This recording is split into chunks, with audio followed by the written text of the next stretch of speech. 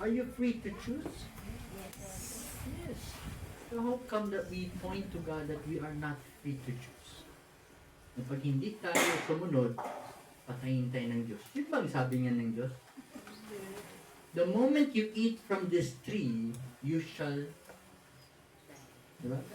The moment you eat this forbidden tree, I will kill you or you shall surely die. Hindi naman sinabi niya, I will kill you eh. So sabi niya, sigurado ka talaga mamatay ka dyan. Pero ano sabi ng demonyo? You shall surely not. Yun ang deception. The wages of sin is death. Hindi naman sinabi yung the wages of sin, God will kill you. But the wages of sin is death. So, anong bayad sa kasalanan? Maniningil talaga yung sin eh. Sinong maniningil? Ang Diyos or ang sin? So, the wages of sin, so ang bayad sa kasalanan is what? So, sinong naniningil ng death? Ang kasalanan. Ba't mo pinupoint sa Diyos?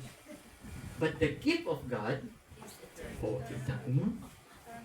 Ang gift ay hindi yan bayad. Regalo yan. Kahit wala ka pang ginawa, libre yan. Pero ang wages, hindi yan libre. Pinagsikapan ko yan. Kaya, bigyan mo ako ng death. Yan yun. Now, thinking about what happened this morning, realize ko na wow, I think I have a wrong word. Let me ask you na lang yun para masigurado ako. Anong gusto niyo maano? I think I have to go back to ang topic. But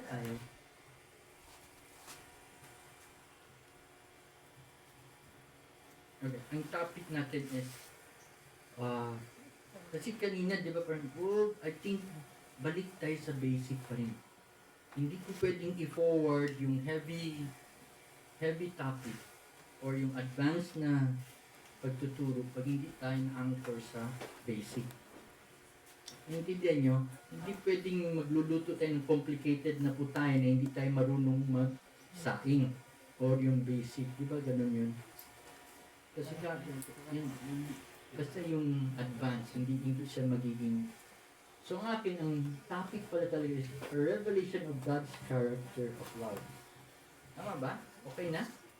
Yes, na po. Okay, try ko nga. Okay. Kaninang umaga, ko lang i-pray ko.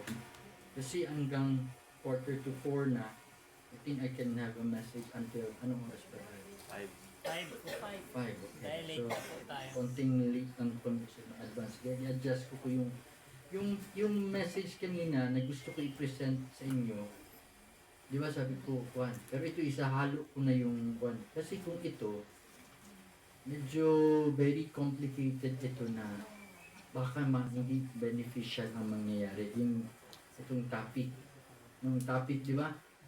Ano yan? God's vengeance. May gumaganti ba talagang Diyos? May galit ba talagang Diyos? Tawag yung God's wrath. Gumaganti ba talaga siya? The vengeance of God. God's vengeance. Pero di ba sabi, my ways are not your ways. Iba yung galit ng Diyos sa galit ng tao. Iba din yung ang ganti ng Diyos sa ganti ng tao. Iba nga yung love ng Diyos sa love ng tao. Tama ba? Okay. Yung mercy ng Diyos, iba din sa mercy. So, mamaya makita natin yung issue pa rin. Pero ito, pag-iikuan ko ito yung how God will destroy His enemies. Diba sabi mo, kuya, hindi nag-destroy yung Diyos? So, what is this? It's a statement. So, pag-aralan natin, paano nga i-destroy yung enemies? But I find it very complicated. So, hindi mo na yan i-topic natin. But I know, there will come a time na pag-aralan natin. Kaya nga sabi ko, baka meron magtanong pa nga, paano yung sa, di ba, anong pumapasok sa mind nyo? Kasi kanina, na-clear nyo na ba sa Passover? Na-realize nyo bang na ang Diyos, hindi pala siya ang nagpatay sa firstborn?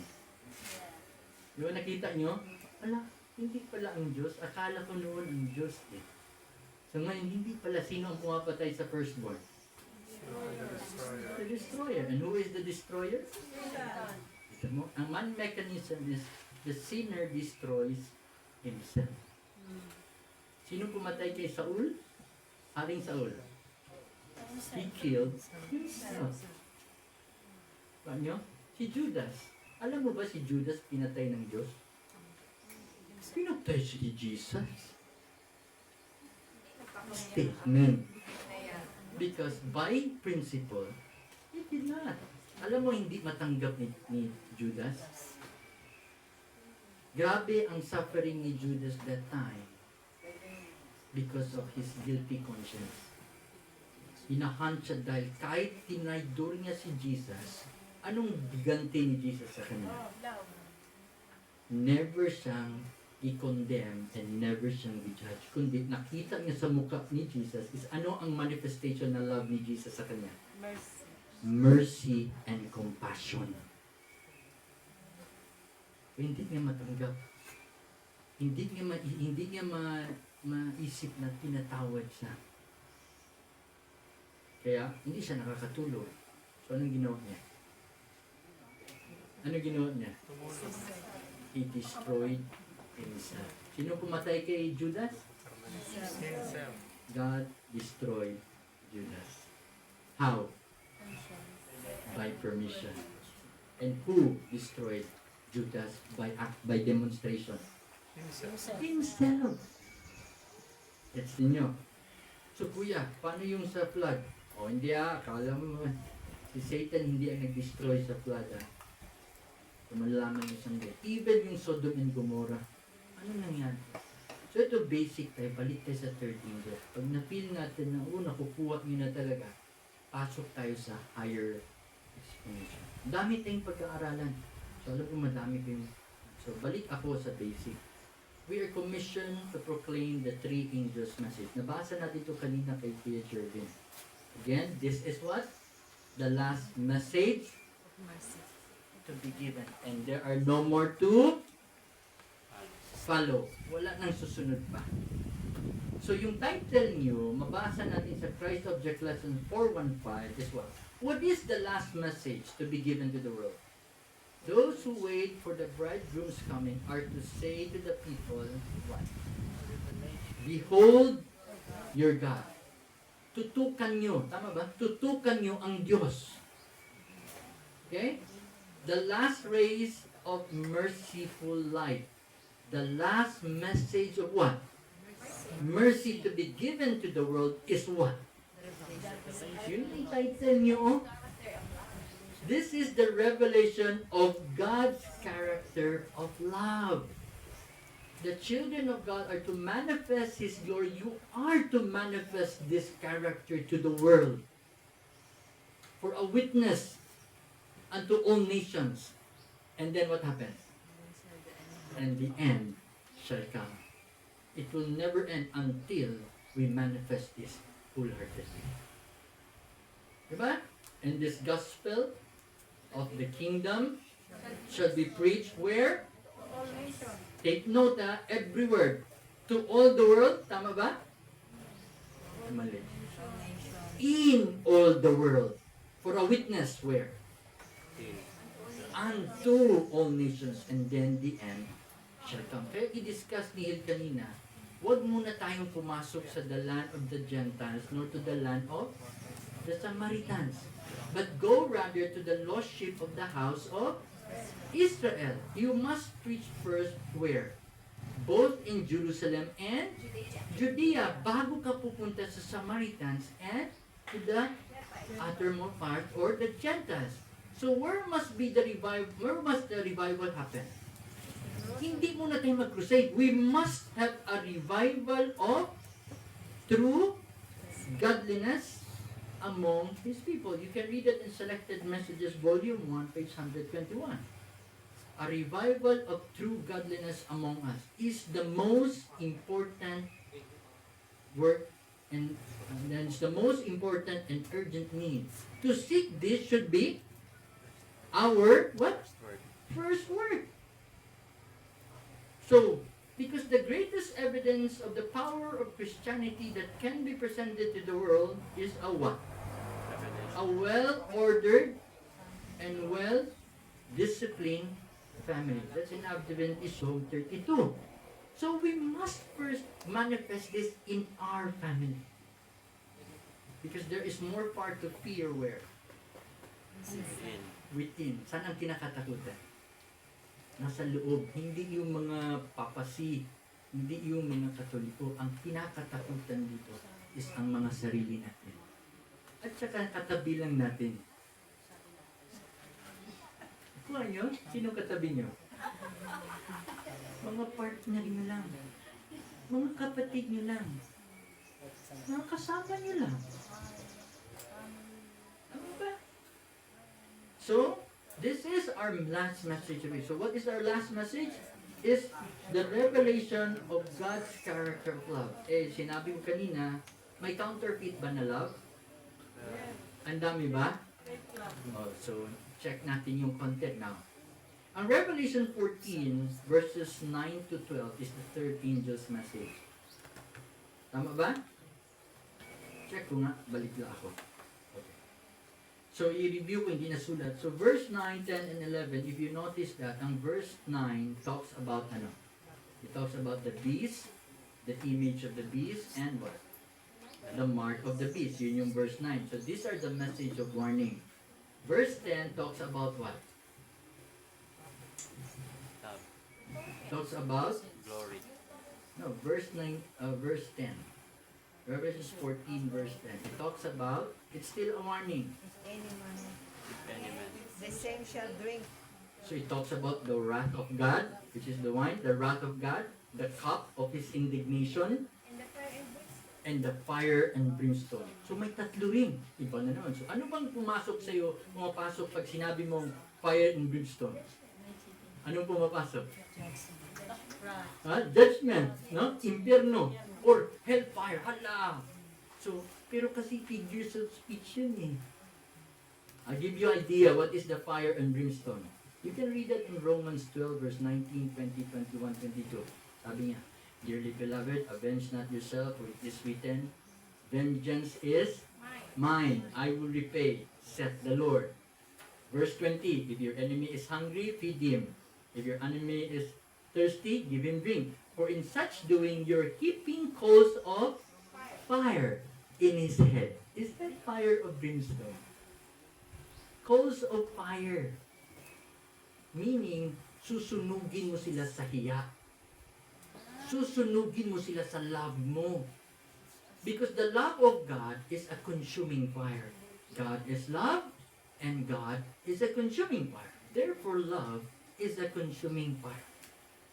And you can find that later dun sa destruction of God's enemy.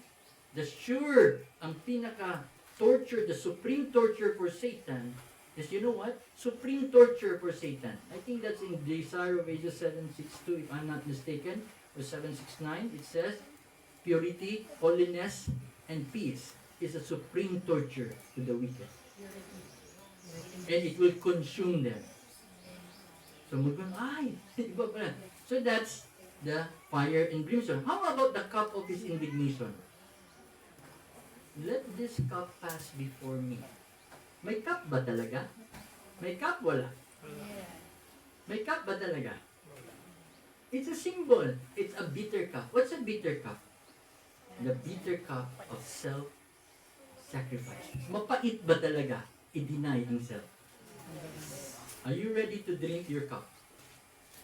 Because no one can drink the sweet cup in heaven unless you drink the bitter cup. Did Jesus drink the bitter cup? Yes. Did He have also a struggle? Yes. Let this cup pass before me, but nevertheless, not my will be done, my Lord, but your will be done. And then, taon-taon or later, Lord, Father, let this cup pass before me. Did He have His own struggle? Are you also struggling? Yes. Can Jesus relate in your struggle? So that's why He understood you well. So don't worry. Nakuha nyo? At the moment He drank that bitter cup, that was the self-denial in the cross. Ano ba talaga? Will I drink it or not? Third time He prayed, Still the same. And finally, let not my will be done, but your will be done. So Satan was doing his best in that moment that he would deny that bitter cup. And when he died in the cross, what was he declared? What did he declare? It is finished. Panalo siya. Because he never commit sin. He never gave up. That's my message. So that's the couple. So what is the God's wrath? Di ba? In the wine, the wrath of God. So may galit ba ang wrath? The wrath of God is not the wrath of the lion, it's the wrath of the lamb. Nabasa niyo sa Revelation? Nabasa niyo ba yung the wrath of the lamb? Nakita niyo ang wrath of the lamb? Yeah. But can you say it? Look at the lamb. Patayin mo gud ang lamb. Pag nagalit yan, ano ang lalabas? Yeah.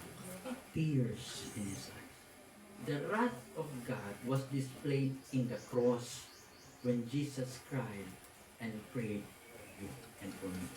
That's the wrath. So that's verse 10. Verse 11 talks about the lake of fire. Oh, may lake of fire. Tama ba? And you will have no day, rest, or night. You cannot rest day nor night.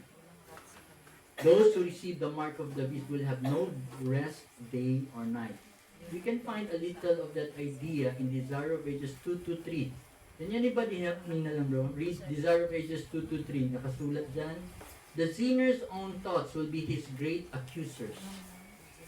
And there is no more such sting or keener. No? Pakibasa daw yan. Sting, keener, Inner torture than what? Ano sabi? inner torture than guilty conscience. Oh, of his guilty conscience. Patuloy. Please? Basa mo? Okay. Anybody can read that for me? The sinner's own thoughts are his accusers, and there can be no torture Torture. keener Than the guilty conscience. which give him no rest day nor night. Oh, which give him No rest rest day. day nor night. Because the moment you have the guilty conscience, hindi ka talaga makakatulog. And that's what happened to Judas. And pag nangyari yan sa atin, di ba pag you feel guilty, hindi ka na makakatulog. Wala ka ng tulog. And yun ang sabi ni Doc Phil kanina, depression will come. Fear of torment. And then, uunahan mo ng Diyos na pipili mo ba? That's verse 11. So this messages is the last message of warning, which is very basic lalo na sa mga Adventists. Magaling tayo sa warning. That's why we find it sometimes hindi balanced because it has to be, fear must be driven out. We have to have the deliverance of fear. For perfect love casted out fear. For there is no fear in love. Paano yung fear God and give glory to Him? What kind of fear? The Greek word there is phobio. The Greek word there, pag sinabing phobio, yes, afraid, scared, but there's also another meaning of respect, reverence. So yung message in the fear God doesn't talk about be afraid of God, be scared of God. No. Let us have a reverence to God. It's about intellectual fear, not emotional fear. Pero pag sa sin, will it create you emotional fear? Because we're guilty. Now, I go now to the main message. The Revelations 14 verse 12. This is about the patience of the saints. Is that character? Is it? Yes. You know how to grow in patience? You know the Peter's ladder? Anong Peter's ladder? To your faith, virtue. Okay. Add. To your faith, virtue. So, faith. And faith comes by hearing the Word of God. So, may faith ka na, you add what? Virtue. Dagdagan mo naman ng ano ba yung batasan yun? O, dagdagan mo naman ng ugali. Ay, ugali na. Dagdagan mo naman ng virtue or paano ba mo? There's a virtue. And one of that is patience. Add virtue to your faith. What's next? Add knowledge. So pag may knowledge, may edge. Kasi may alam. Iba ang may alam. So knowledge will give you the power because knowledge is power. Pag may knowledge ka na, anong sunod? Temperance. Pag may temperance ka na, Kasi makontrol mo na. Kasi naiintindihan mo na eh. Kagaya good yung mga asawa natin, pag meron yan silang bisita bang tawag nila. Oh, may knowledge may bisita na, intindihin ko na lang ito.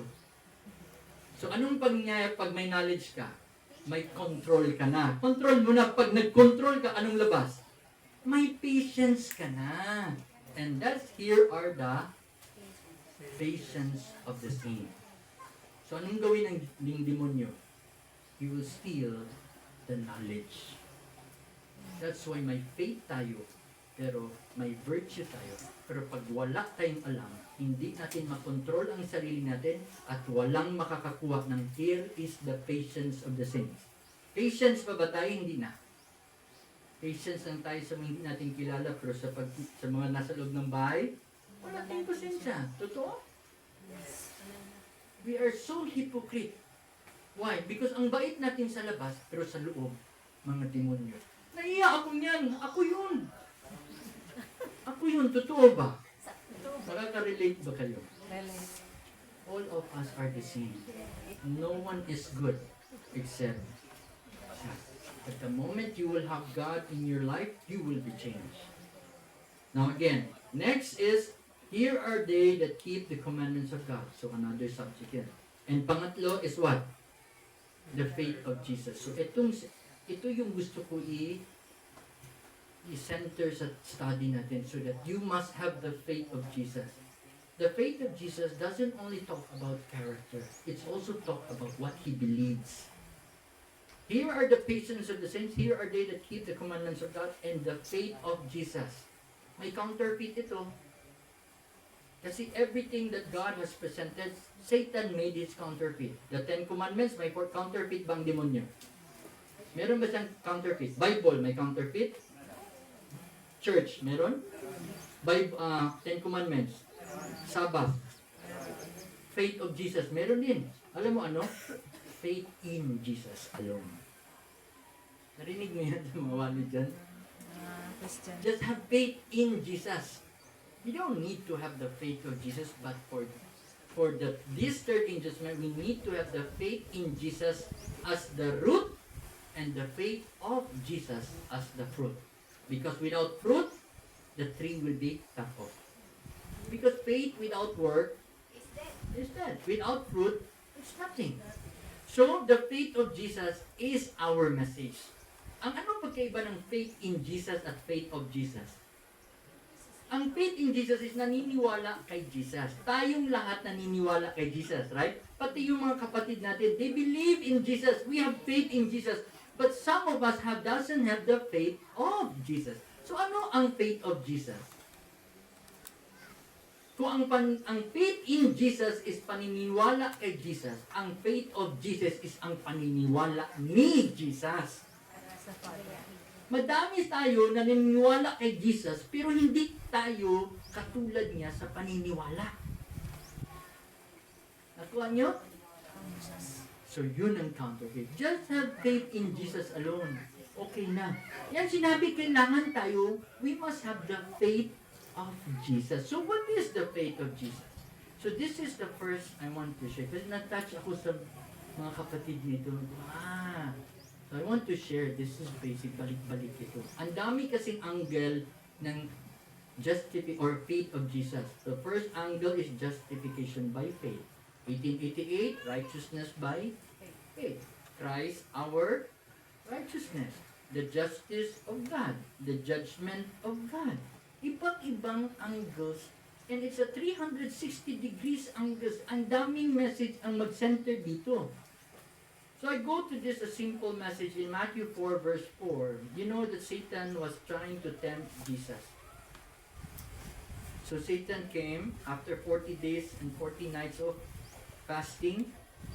Jesus was tempted where? In the wilderness. And the devil said, anong sabi niya? If thou art the Son of God, turn this stone to bread. Satan wants to provoke Jesus. Kumbaga, sina-challenge si Jesus ba? Kayo, na-challenge ba kayo? Are you challenged to prove something? Prove it. So yun yung challenge dito. Sige nga, pakita mo nga. Di ba tayo? We are provoked by our own brethren, and especially Satan.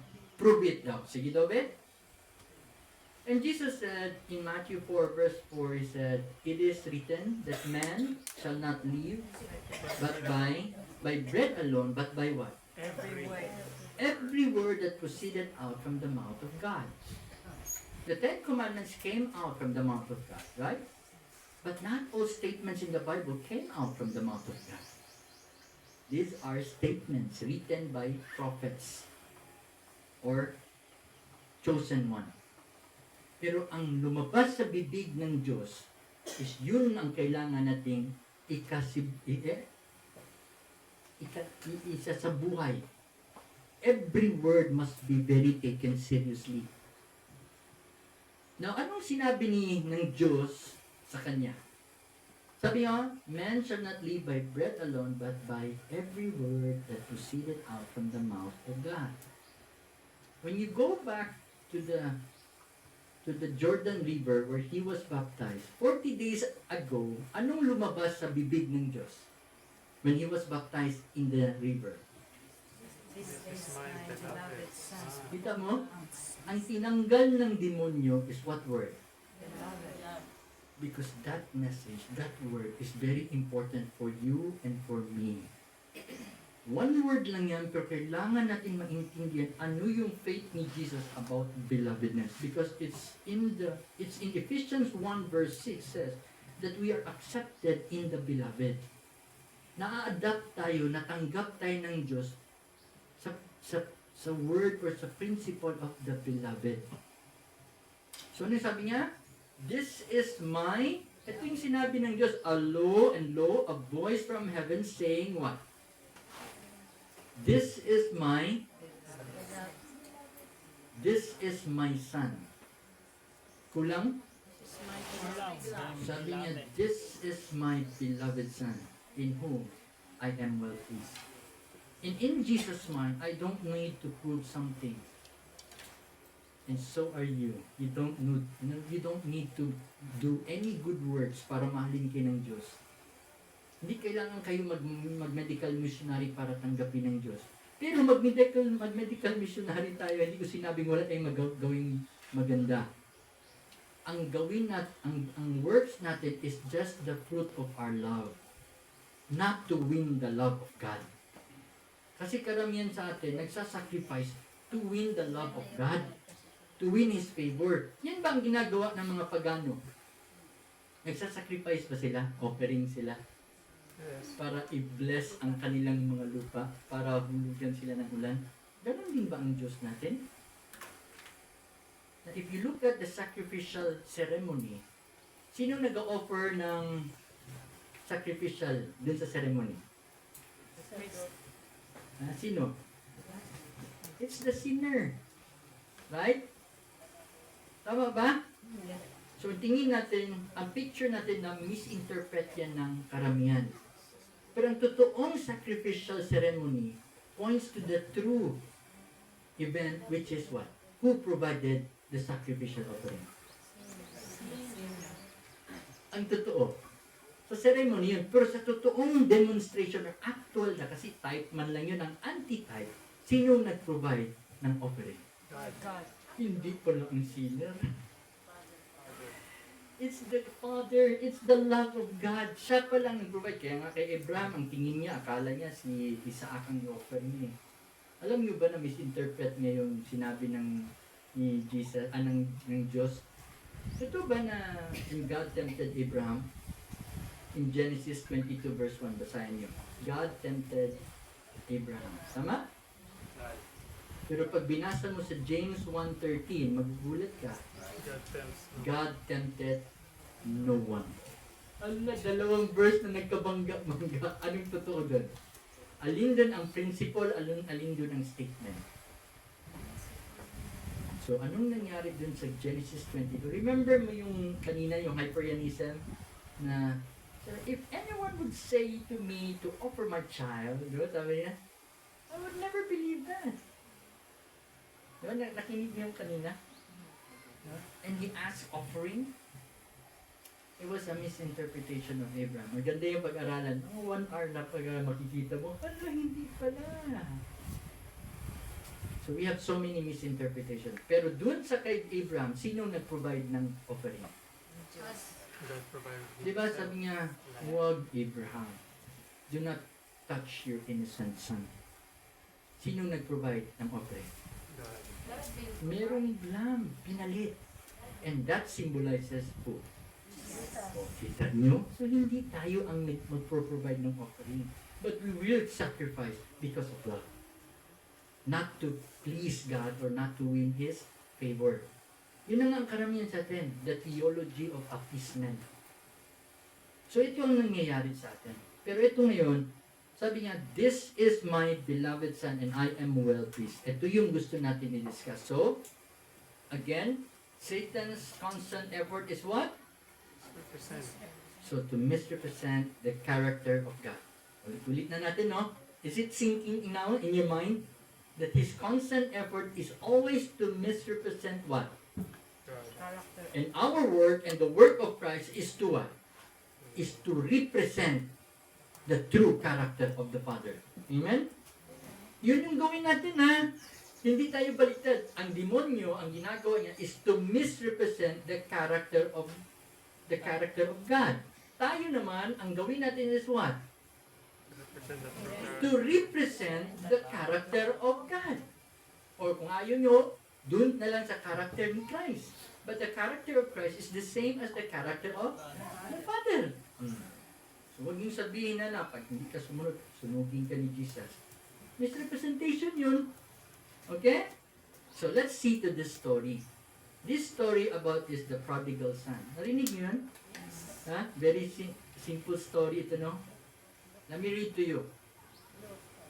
And so, a certain man have 2 sons. Bilisan ko na lang ito para makadiscuss tayo. And alam mo yung father. Itong anak na ito has a wrong concept about his father. Na-experience ninyo, natin lahat. Alam niyo ba? Kasi ang tingin niya sa tatay niya is what?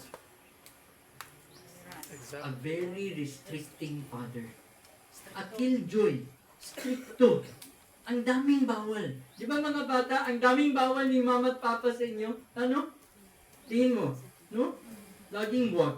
Bawal, bawal, bawal dito, bawal doon. Tapos yung gusto namin, ayaw ibigay. Tama ba? Kayo naman mga ate, na-experience nyo ba? Kayo naman mga parents, na-experience nyo din ba sa mga magulang nyo? Of course. Tapos we find our father as what? Bad. As what? Error. As enemy. So we find our home, what? Hell. Di na ako masaya. Di na pag-isipan niya, gusto ko nang lumaya sa impyernong ito. Anong naramdaman ng father na pa? Buhay pa ha? Sabi niya, sige, antayin ko ito. Antayin ko mamatay ito para makuha ko ng share ko. Eh, nung malaman niya reformer ang tatay, ang tagal mamatay. Kasi vegetarian. Hindi magtagal, hindi na ako makaantay. So pa, pwede pong ibigay mo na yung aking share at saka alis na ako. Masakit ba sa tatay yun? Bakit? Hindi pa nga ako patay, gusto mo na ako patayin. So masakit sa kanya yun. Pero sabi niya, na, bakit? Gusto ko na umalis. Masakit na naman, bakit? Ayaw niya nang tumira sa tatay niya. Gusto niyang humiwalay. So sabi ng tatay, wag na ka, wag. Bakit? Kasi you are so immature. Kasi ang gawin mo, pag ginawa ko yan, ibigay ko sa'yo, anong gagawin mo? Iwawaldas mo ang pera. Pag naubos ang pera mo, wala ka ng pera, magugutom ka na. Titira ka na sa wala ka na mapupuntahan. Pag nagutom ka, magkakasakit ka na. Tapos pag nagkasakit ka, mamamatay ka. You shall surely die. Hindi. So every week, bumibisita itong bata. Every week, 1 buwan, 2 buwan, until naawa ang tatay. Sabi niya, grabe, hindi ka na talaga masaya na. Because ito yung love ng father. No, you can stay here. Daming bawal. Tapos laging ikaw ang masunod, hindi kami ang masunod. Totoo ba? Yung tatay niyo, ganun din. Ang mama niyo, ganun din. Intindi niyo yung mga bata. Ganun din sila ngayon. Nakabalus na ang nakaganti niyo yung mga magulang niyo. Tapos ngayon sabi niya, okay, Tapos dahil sa awa ng Ama, because He's a merciful Father, sabi niya na, hindi ka na talaga masaya dito. Anong ginawa niya? Ang God's wrath is ito. Permissive will. Sabi niya, naawa mo na ako sa hindi ka na talaga masaya. Hindi na pa. Gusto ko na lumayas dito pa. Talaga. Ang sakit naman yung sinabi na to. Sabi niya, sige na nga. Anong nangyari? Sinong sumaya ngayon? Yung anak. Uy, pumayag. So, na-surprise yung bata. Pumayag. Sinong malungkot ngayon? So, okay, you can have now your share. Wow! So, nag-fiesta. Ang saya-saya. Yay! I'm finally free! And he left. So, when he left, siyempre, ang daming pera. Fiesta ba? Ilang beses? Araw-araw. Naubos ba? Na-remember niya ang warning ng tatay. Tama nga si Papa, no? Naubos ko talaga. Ang galing ni tatay, ah. Experience niyo, mga anak? Yung sinabi ni tatay, wag, tapos pag matigas ang ulo, nangyayari talaga, no? Tama ba? Tayo rin ngayon. Naintindihan na natin, kaya pala si tatay pinagbabawalan ako dahil alam niyang mangyayari. So ngayon, wala na siyang pera. Ano nangyari? Gutom na siya. Tama ba siya? Tama si Papa. Magugutom din pala ako. Tapos next, sabi ni tatay niya, manglilimos ko. Tama po rin si Papa, manglilimos na ako. Dahil wala akong makain, kakain ka na ng pagkain ng mga baboy dyan. Tama pa rin, no? Tapos nagkasakit man siya. So nagkasakit siya, alam niyo ba, natandaan niya ng buti na advance reminder siya ba, nala ang sunod sa magkasakit is ano? Ano sabi niya? Walang mamamatay na ako, loko na ito. Then, he repented. He repented, he changed his mind, not out of love, but out of fear. Yun ang karamihan sa atin. We repent, we follow the Father, not out of love, but out of fear. Uwi na ako. So sabi niya, paano ba ito? So kasi uwi na siya, sabi niya, uwi na lang ako. Sabihin ko pa. Di ba yun ang kwento? Tuloy ko na lang ha. Yes. Sabi niya, nawala yung kwento. So he went to the country and then yun mo nangyari. Ito yung nangyari eh. And then sabi niya, uwi na lang ako. And he came to himself and said, ang daming servants ni Papa. And they have enough bread and to spare. And I perish hunger here. So anong gawin? So, ang nasa isip niya, ito yung nasa isip natin eh. We are not to regard God as what? Waiting to punish the sinner for his sin. Yung ba nasa mind natin? The sinner brings the punishment upon himself. Sinong nagpunish sa prodigal son? Sinong nagpagutom sa kanya? Siya mismo. Siya mismo. Ha? Sinong nagubos ng pera niya? Siya mismo. Bakit siya nagkasakit? Yan ang inisip natin. Nagkasakit dahil, yan, sabi ni Doc Hill, karma ng Diyos yan. Ganyan tayo lagi. We are what? We are not to regard God as waiting to punish the sinner for their sin. Because the sinner brings the punishment upon himself. Pag gumawa ka ng kasalanan, pag naninigarilyo ka, hindi na kailangan ng Diyos bigyan ka ng cancer. Lalabas na lang yung cancer dyan. Pag gumawa ka ng kasalanan, hindi ka na kailangan patayin ng Diyos. Dahil ang kasalanan mo mismo, papatay sa sarili mo. Totoo? So, ang sin has its own consequence, has its own punisher. The wicked is snared by their own, anong sabi ng Bible? Making. Sila lang ang gumagawa ng kanilang punishment. So the sinner, his own actions are start a train, no? Circumstances that bring to the sure result. So kung basahin mo, yun ang buo. Okay, at least makat natin. And then, darating talaga sa death ang dulo. So pag nagkasakit ka, anong sabi niya? Uwi na lang ako. So sabi niya, uwi ako. Then sabi niya, I will arise and go to my father and I will say unto him, Father, I have sinned against heaven. Sinong nag-judge sa kanya? Sinong nag-judge? Kita mo? Siya lang. And I am no longer worthy to be called your son. Sinong nag-condemn sa kanya? Sarili niya. Kita mo? Sa kariling lang, no? And I am no longer worthy to be called your son, and make me what? Sinong nag-execute ng punishment niya? Siya lang din. So sabi niya, practice siya. Kasi gina-imagine niya ang tatay niya na ganito. Kasi nga may wrong concept siya sa father. Are we experiencing the same? Do we have the same mindset as this prodigal son? Ha? Takot tayo. So sabi niya, uwi ako. And then he arose. So practice siya. I have sinned against heaven. I am no longer worthy to be called your son. Make me one of your servant, beloved son. Yung pala, araw-araw palang inaantay ng father ang batang dito. He's been waiting with what? Longing desire. Payat na ito eh. Alam niyo ba, gano'n niyo kakilala ang sarili niyo? Gano'n niyo kakilala ang sarili niyo? 30%. Okay, ganito. Grace, gano'n mo kakilala si Brother Joseph? Okay, 75%. That's good enough. Now, how much do you know about yourself?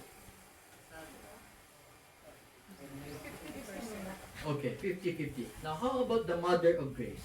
Where's the mother of Grace? Wala yung mother mo dito. Okay. How do you think her mother knows her well? From child eh. Okay. Alam niya ba ilan ang buhok mo?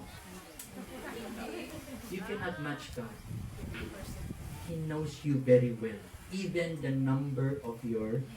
Yun ba nagsabi ng Bible? Yes. And He knows your heart more than you do. Gets nyo? So itong bata, sabi naglalakad siya. So ang tatay, sabi niya, payat na, hindi na kamukha ng anak niya pag alis. Pero sabi niya, this is my son. Why? Ang lakad pa lang, alam niya na. Anak ko ito! So takbo siya. Kaya nga sinabi dito, and he arose and came to his father, and when he was great way off, malayo pa, the father saw him. So anong ginawa? And had compassion and ran. So tumakbo sa kanya. Nung makita niya tumatakbo ang tatay niya, alam mo anong nararamdaman niya? Patay. Uupakan talaga ako nito. Sasabihin nila, ikaw na, ayan, tigas ng ulo, sabi ko na nga eh. Sabi ko na nga, uubusin mo ang pera. Sabi ko na nga, iwawaldas mo. Kita mo? Susunod, tama yun si Papa. Ganun ba tayo ma-feel natin yung guilt pag nagkasala tayo? Ganun ba nararamdaman natin? Wala pa uwi kasi mama, nakabasag ako ng natupat tayo ko na. Tuturo pa natin yung iba. Yan yung, alam mo yung justification by faith? Alam mo anong counterfeit ng justification by faith? Ito another topic. Kasi faith in Jesus tayo. Anong justification by faith na counterfeit? Justification by self. Justification by self. You know what Adam and Eve did? Tinanong siya ng Diyos, Adam, where are you? Alam ba ng Diyos saan siya? O bakit tinanong pa? Sabi niya, I'm hiding. Why are you hiding? Because I'm naked. Alam ba ng Diyos? Naked. Ba't tinanong pa? And then, have you eaten the tree that I said you're not to eat? Alam ba ng Diyos? Ba't nagtanong na naman? Tayo, alam natin, hindi no. Pero hindi tanong-tanong, judge diretso. Di ba ganun tayo? Wala pa nga tayong alam, we immediately judge. Yung sabi ni Doc Hill, ganun tayo ka-judgmental. Walang due process. Walang alam, hindi nagtatanong. Ang Diyos may alam, pero nagtatanong. Kita mo kabaliktaran? And then, anong sabi ni, anong ginatry, ang ganda ng story niyo kasi God was trying to provoke Adam and Eve to what? To seek forgiveness. To repent and confess their sin.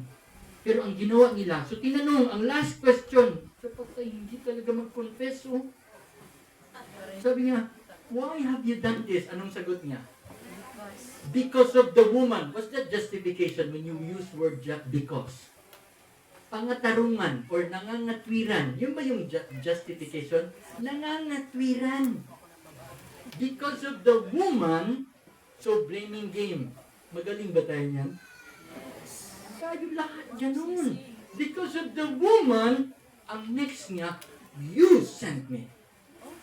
Did he blame God? So balik siya.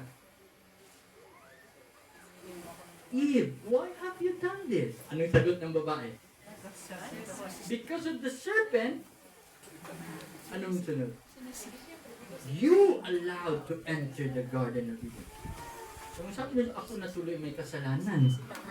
Yung justification by faith is they take the blame.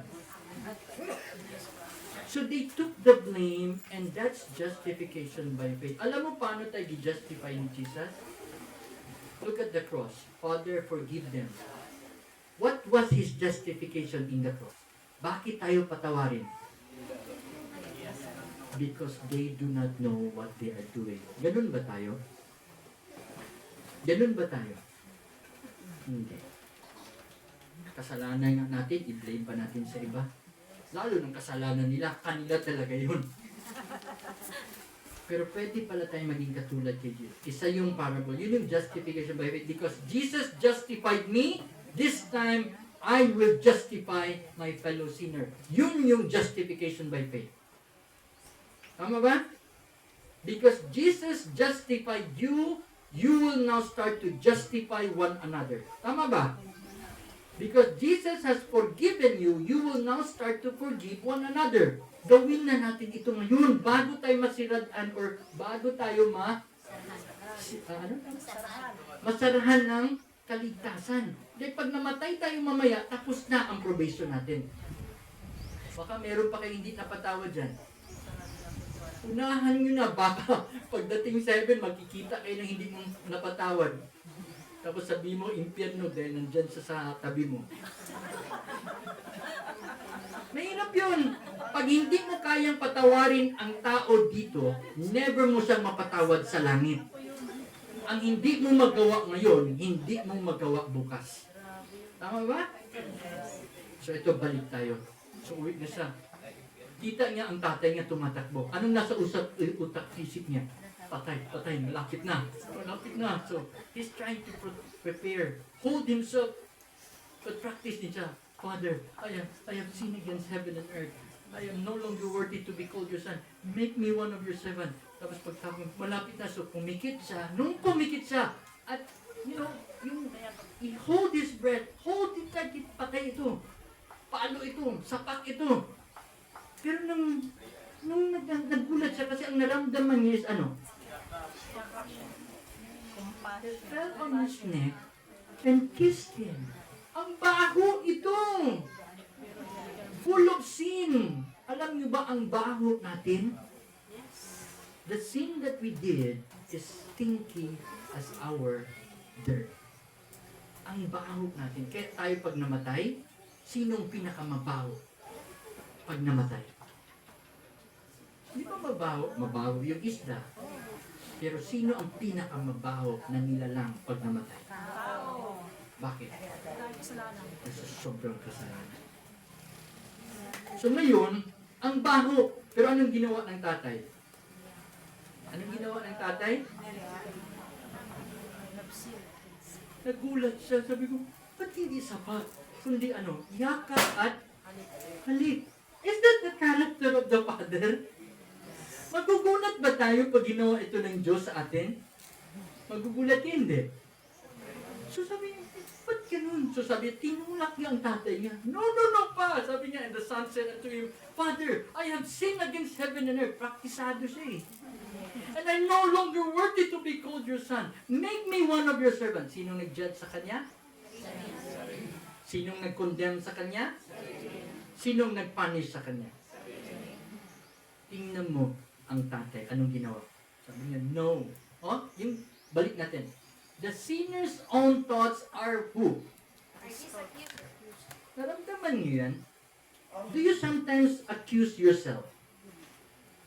Have you heard this voice inside your head? Yung in between your ears. Kasalanan ako, nanglandi ako, diba? Nagnakaw ako. Nandyan ba? Naramdaman nyo? Pag minsan nga, may kapatid pa magnanakaw! Magnanakaw! Chismosa! Chismosa! Tapos ikaw, totoo. Parang impyerno, hindi na ako makakatulog. Hindi nakakatulog. Impyerno, talaga totoo eh. Totoong magnanakaw, totoong chismosa. Totoong masama ang ugali. Masama ang ugali yan! Masama to. So, ikaw rin, bakit talaga ako masama? Masama talaga ako. Di ba? Ganyan naramdaman nyo? At na-experience nyo? Kasi na-experience ko ito.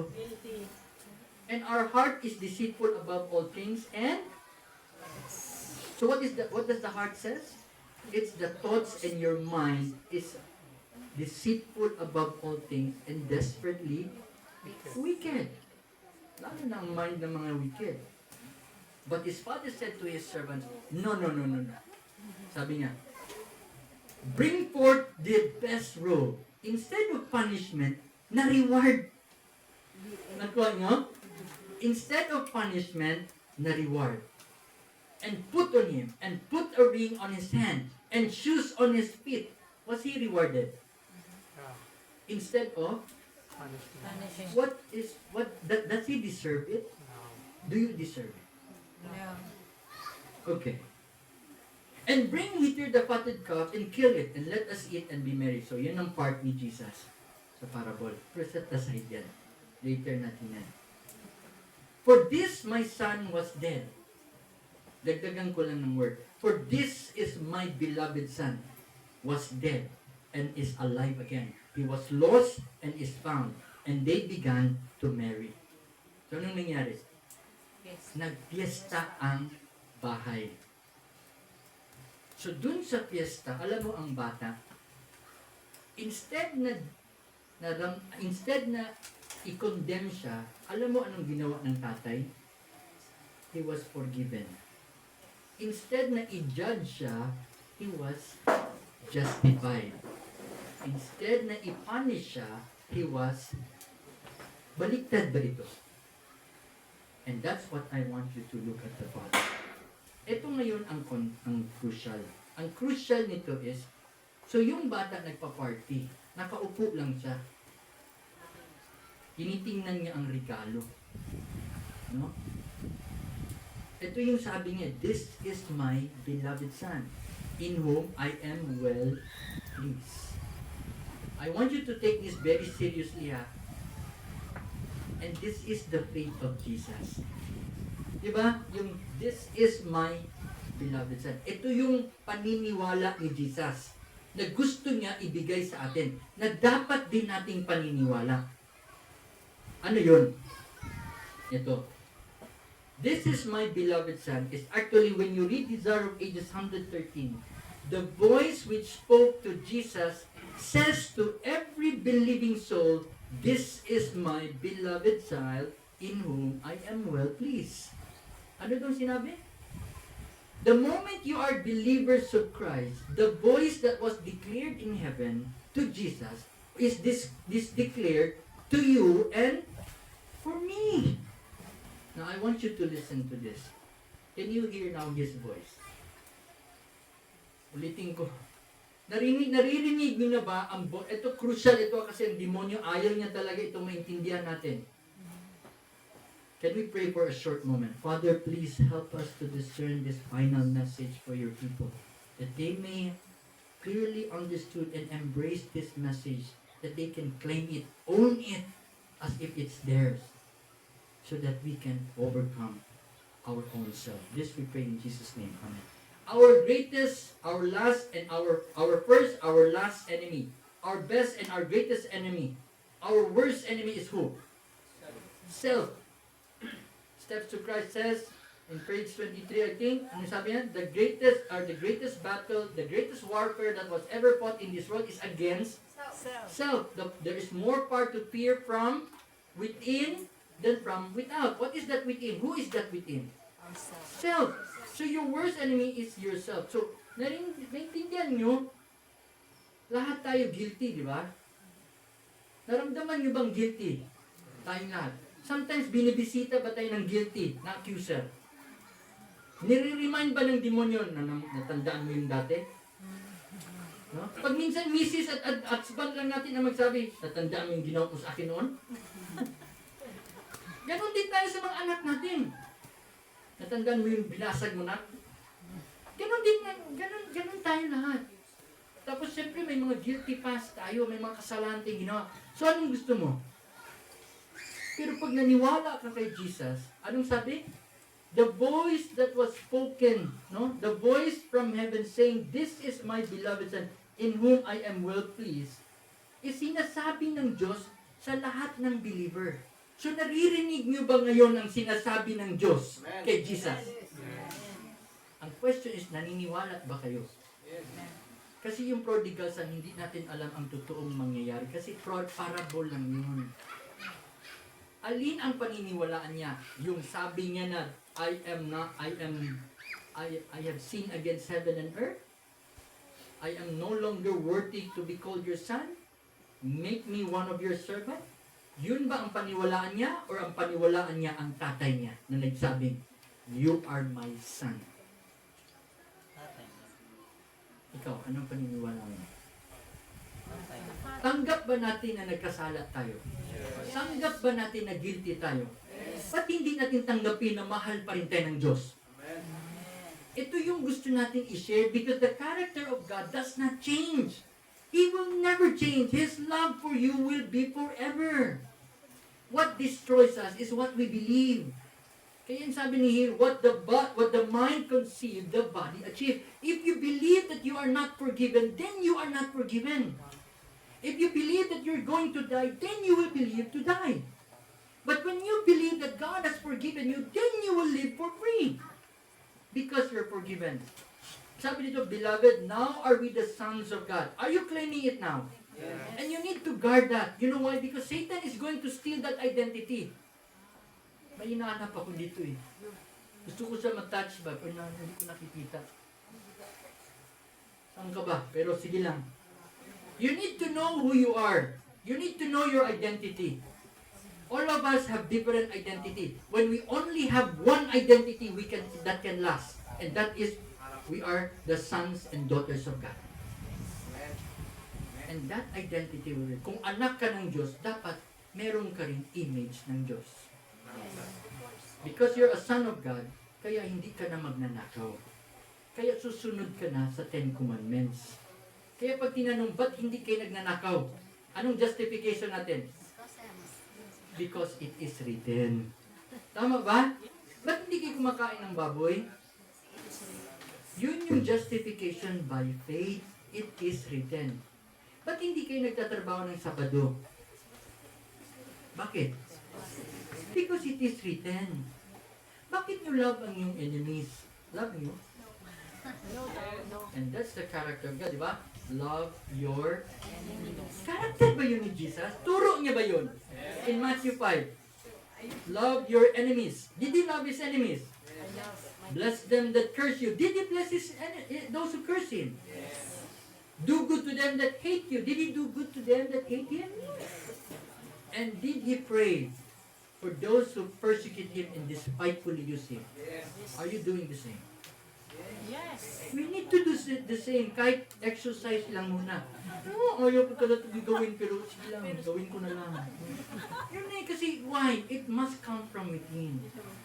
Because the moment, di ba, faith comes by hearing, and then, hearing becomes the word, di ba? The word of God lumalabas na sa bibig, no? The thoughts becomes the word, and the word becomes an action, and then the action becomes a habit becomes an attitude, and attitude becomes your character, and your character will define your destiny. So hindi pa malaya, dito na umpisa, okay, love your enemies kahit hindi. Kahit hindi mo ginagawa, sabihin mo na lang, then later action mo na, okay, love your enemies to eh. Gawin mo nga yung sinasabi mo, sige, mag-love lang ako ngayon. Hindi maging katulad na maging love na talaga, hindi na love. Ganun yun eh, kasi kailangan natin i-exercise sanctification process nga eh. Are you now going to practice it? Forgive. Sabi ng Diyos, forgive daw. Forgive one another. Ayoko, pero sige lang, forgive. Ngayon lang. Tapos bukas na naman. Sunod na naman. Ang pira, natututo na talaga ako mag-forgive. Ayoko to ah. So nagbabago na. Now the beloved are we the sons of God, and it doth not lie yet appear we shall be. But we know that when he shall appear, we shall be like him, for ye shall see him as he is. Our Redeemer has opened the way so that the most sinful, the most needy, and the most oppressed and despised may find access to the Father. And the moment you said that you are beloved sons of daughters, you have to guard your identity. How?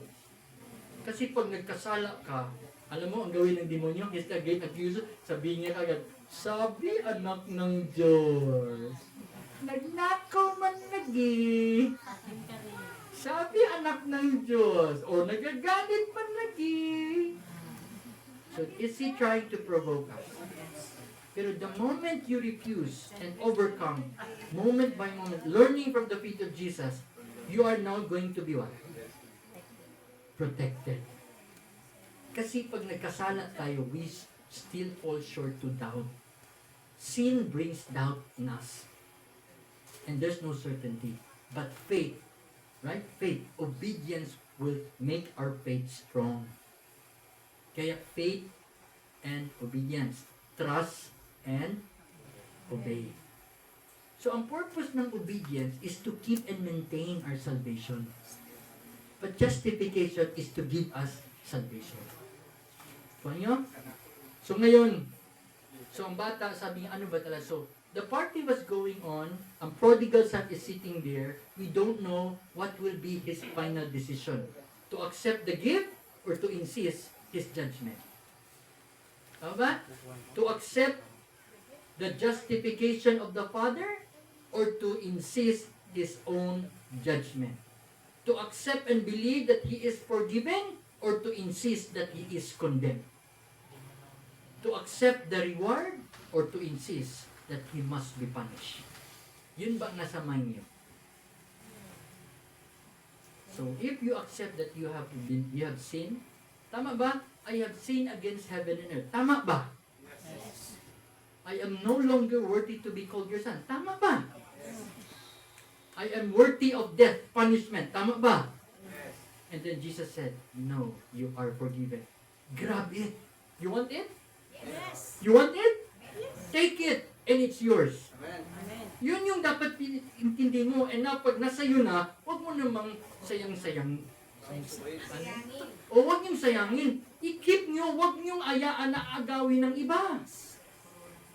And dahil pinatawad ka na, i-maintain mo na. So Jesus dealt, so sinabi ko ito the same. So si Peter, yung sinabi ko kaninang umaga. So sabi di ba, agapaw, phileo, agapaw, phileo. Okay? Nakuha niyo ang message ko kaninang umaga. So si Peter refused to accept that he is beloved by Jesus. Kahit gidinay niya. Pero hindi niya tinatanggap. But eventually, nung tinanggap niya, nakagawa na ba siya ng unconditional love? Nung napatawad niya ang sarili niya, natuto na din ba siyang magpatawad? Nung na-realize niya na he is nothing but a sinner, he humbled himself. Nagawa niya ba ang humility ni Jesus? Yun yung umpisa. May kanta kasi dito. I don't know if you can play this. Pakinggan niyo lang ang text. Kasi this song inspired me to love Jesus more. No? I want you to hear this. Ano ko lang dito ko, bilisan ko lang. Wala akong saksakanan. Tingnan mo Mic na lang. Yeah. May takot ba kayo? May takot ba kayo? You own your fear. Do you also own your self-loathing? Do you own those voices inside your head? Meron? Meron nagsasabi? You own yung mga hiya at sa mga palpak na nagawa mo kahapon? Kung na-own mo, pwede mo bang angkinin din na mahal ka pa rin ng Diyos? Yun ang gusto kong makuha mo ngayon dito eh. No, yung past mo, dinadefine ka who you are. And tapos yung mga sinasabi ng mga kapitbahay nyo, totoo ba mga sinasabi nila? And pag narinig mo, sana marinig nyo na yung sinabi ng Diyos na, you are my beloved son and daughters. And sabi niya, you are mine. You know, I smiled when I made you. Kahit naggawa-gawa ka pa ng kapalpakan, mahal pa rin kita. Ang mahal ko sa'yo is fierce and walang katapusan. Hahanapin talaga kita kahit saan ka mang pumunta. Kasi mahal kita. Yun ang gusto niyang maintindihan nyo. Kasi yung mahal na yan, that will give you the power to obey Him. Naangkin nyo ba na madami kayong palpak? Madami ba kayong naangkit na mga, di ba, madaming lies na sinasabi against sa inyo? Angkinin nyo na lang pati yung mga kasinungalingan. And sometimes, nabubulagan tayo dahil we compare to others. Totoo? When we compare ourselves to others, we are blinded. Why don't you try to own that you are beloved? Because you are completely owned.